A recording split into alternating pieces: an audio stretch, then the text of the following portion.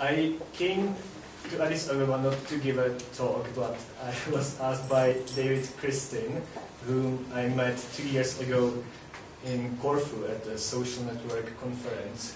Well, since you are already here, by the way, why don't you give a talk? And I didn't expect such a formal occasion with such excellent audience, so please forgive me if the content is not good enough, or I hope you won't be too disappointed.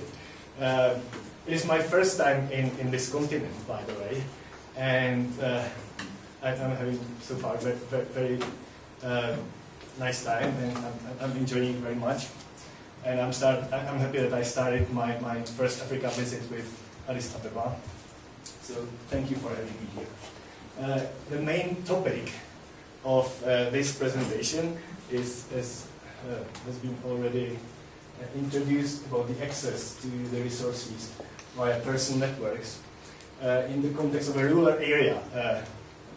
Most of my research and PhD research hasn't been in the rural area and was not related to mobile phones at all, but I thought maybe this topic would be the closest to the interest of this audience. My name is Petr Matous. I come originally from the Czech Republic, but my education, I got my degrees in Japan, and I'm by training a civil engineer, but now my research is kind of mixed up with other fields. This main topic of this talk today has become a master's thesis of one of our students, Takaki Tsuchiya, and Kazumasa Ozawa is the head of the Department of Civil Engineering. So today I would mainly like to cover these three areas. So first, talk about what is the impact of mobile phones on social networks in case of the farmers. Then secondly, why networks are important. So it's not just enough to say, okay, this is how networks look like, but the second point will briefly introduce what is the relevance of social networks in depressed or socially isolated communities. That comes mainly from my PhD research. And the third point is the most important for me, and that's why I'm here. I want to ask you, what should I do next? And I hope that we can stimulate some discussion and I can learn a lot from you. So I would be happy if this session is very interactive, so please feel free to interrupt me anytime, or if you don't agree with anything, or if you want to share your opinion. By the way, the social network analysis I use, I think, is nothing sophisticated. I look mostly at the personal networks, or so-called ego networks. So that's the networks that an individual, the connections of an individual to the others. I don't look at the complete networks, because in the case of an isolated rural community or very depressed small slum community, this would be very trivial, because usually everyone knows everyone within the community. So I look more about the networks of each individual outside of the communities.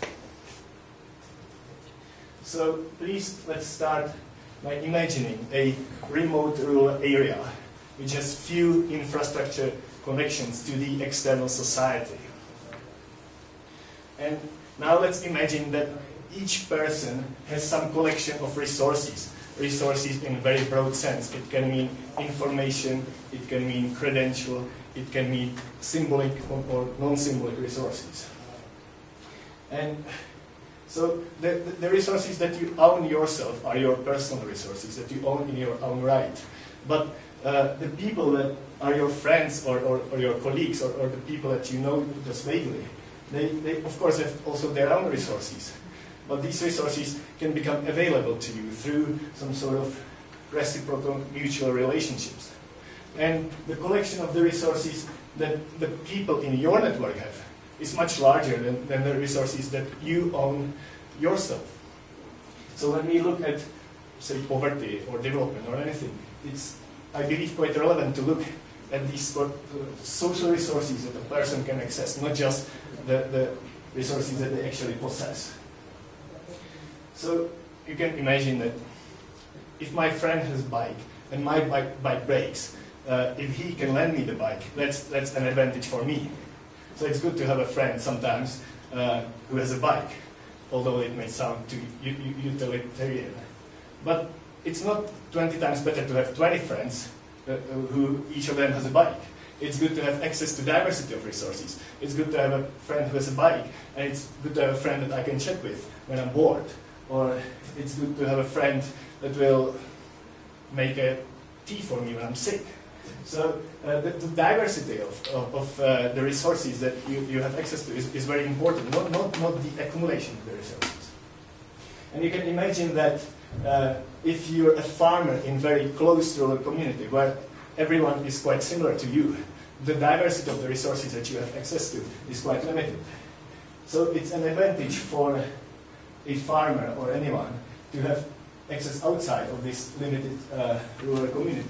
But in a place with few infrastructure connections, it's difficult to interact with people from outside. So what happens if a mobile phone coverage becomes accessible in this kind of community? So now the mobile phones have been subject to a lot of research interest, and also maybe even much more, a lot of popular attention in magazines or international development literature. And a lot is promised, or people accept a lot from the mobile phones. But as you already said, maybe the boredom is even more important than the material aspect. And you're kind of skipping to my conclusions. So one hypothesis or assumption or something that is claimed in the literature is that by giving the people the mobile phones in the remote area, they will be able to access directly the people outside of their community, and thus also different resources from outside of the community.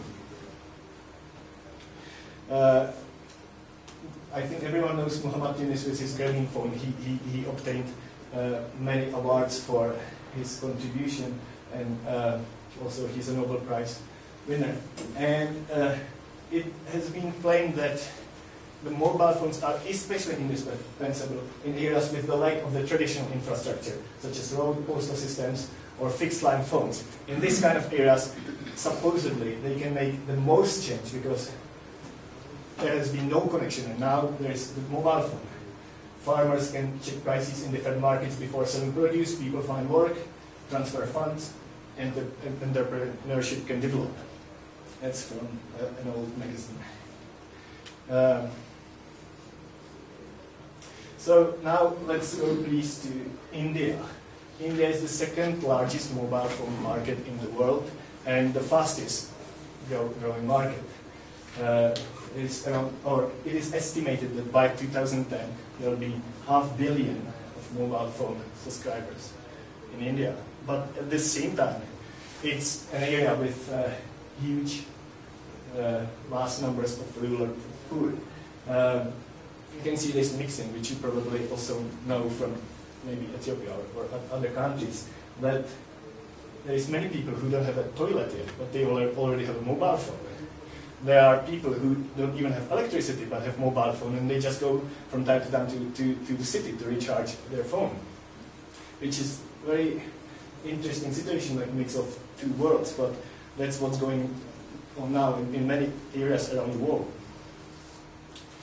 So the objectives of our research in this case is first to develop an empirically meaningful battery of valuable resources in the context of a remote rural area. Secondly, examine which personal and family characteristics influence individuals' access to the resources. And third, assess the impact of the phone signal entrance on access to the resources. The case chosen for this study is in the very south of India, in the state called Tamil Nadu. It's a quite very remote community. We chose quite extreme case so that we could really observe the effect of the mobile phones. The nearest town is 2 hours by car by a small road, and there is around 1,000 meters elevation difference. There is very steep slope separating this plateau from the rest of the area. The mobile phones have been there since 2000, and the data collection for this research was done last year. So we can see the dynamics or what has happened within the 8 years since mobile phones entrance to the time of the study. So there is one mobile phone tower in the center of the hills, which is the place where the road comes, and it covers around 3-kilometer radius. So first we had to somehow come up with a collection of meaningful resources for the local people. We started from theoretical categories from the literature. What kind of resources are important for generally for good life of a human being, then literature on rural development. We interviewed local ethnographers who has done long-term research in the communities in the hills. And most importantly, 2 of the students within the research team that was collecting the data originally came from the hills. So by brainstorming within the hills, I think we could come up with pretty good collection of resources. We started with 47 items, and then with testing with the local people, and then changed almost everything. And in the end, we had 9 resources, which we used as a battery for measuring access to the resources. So this is what it looked like. The questions, so it's all types of resources in the broad sense. It can be related to some knowledge, to some skill, to some really like material position or position in the society. So first question would be, for example, do you know anyone who can help you repair household equipment when it's broken? The second one, do you know anyone who can give you work advice when you need it? And so on. Or their internet. Do you know anyone who knows how to access the internet? And then, do you know anyone who is a good doctor? So this is the sample. There were 7 hamlets or 7 villages or communities within the mobile phone coverage of the area. The graduate student in our team, one of them, came from one of the hamlets, so that's how we got access there. And we aimed to interview as many people as possible within the one community to get an in-depth picture of one complete community. Also, but within, so the community had 81 adult members, and we interviewed 61 of them. And within this community, there were, I think, 18 mobile phone owners. And we wanted a little bit more so that we could see higher variety of usage and ownership. So we also interviewed all mobile phone owners in the 2 neighboring communities. So we have like these 2 kind of samples. If we had enough time, we could have just interviewed, try to interview everyone in the 3 communities, but we just couldn't afford that. So all individuals within the sample belong to the so-called scheduled tribe caste, which is belongs to tribes in India which have very low position in the society. The interview structure was as follows. First, we asked the typical questions about the respondents' characteristics, about their family, and then we asked about whether they had each of the resources from the list. The wording was, of course, completely different for each type of resource. For example, do you know someone who is a doctor, or do you know someone who can do this? So, then we ask about the relationship with the person to estimate whether it's the link is strong or weak, what is the potential for mobilization of the resource. And we ask where does the person live, so that we could geographically describe the person's network. And then we ask how do you get in touch with the person, and if the answer was that they get in touch by phone, then we ask how did you get in touch before, so that we could see the difference. And then third type of questions were general questions about the phone usage, which we put in the end so that we wouldn't influence the previous questions. We didn't tell the people until the end that the research is about mobile phones, so that they wouldn't put too much emphasis on their phones.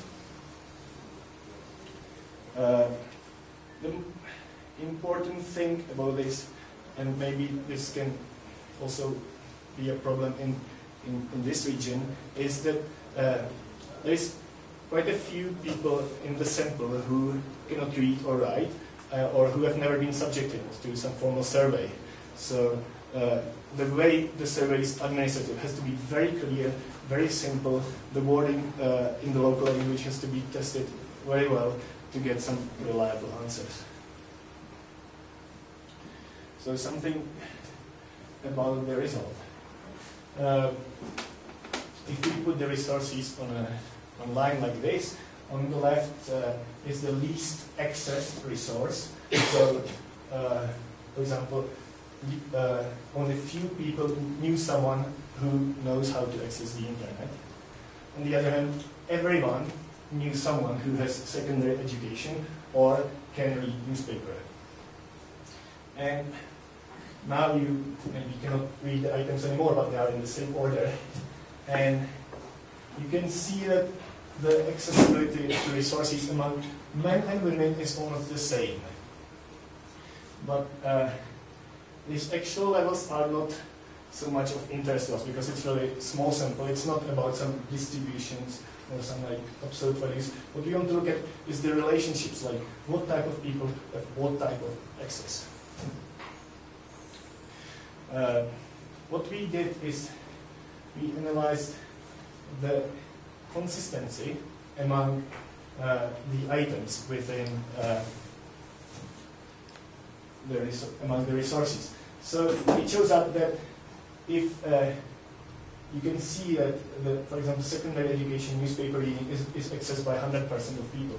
And also there are other items which are accessed by almost everyone. So it comes out that if we exclude these items from the sample, actually the internal consistency of this collection of resources considered as one battery is much higher and shows better measurement properties to be used as a scale for measuring access. So if we exclude 13 most popular items and keep only the least popular 8 items, it shows up that these 8 items that are rarely accessed are most intercorrelated, so that we come with the most coherent battery of resources, which is high so-called reliability, or measured by Tudor-Richardson formula, high internal consistency. So it can be used as a good scale to measure one say property of the individuals, or one latent trait. So these 8 items are internet. Do you know someone? Do you know someone who can introduce you to the collector? Collector is like the district leader. Do you know someone who can speak English? Do you know a lawyer? Do you know someone who can let you earn an extra income? Do you know someone who can provide information about outside of the hills? Do you know a doctor? Do you know someone from that city, or who goes regularly to the city? So if you look well at these items, it comes out that all of these are related to the external of the hills, to the external society. So it seems that it's like the important dimension of the access to resources, having access outside or not. The people who have the internal consistency means that the people who have access to some item which is related to the external society are also more likely to have access to the other items, although the frequency is much different.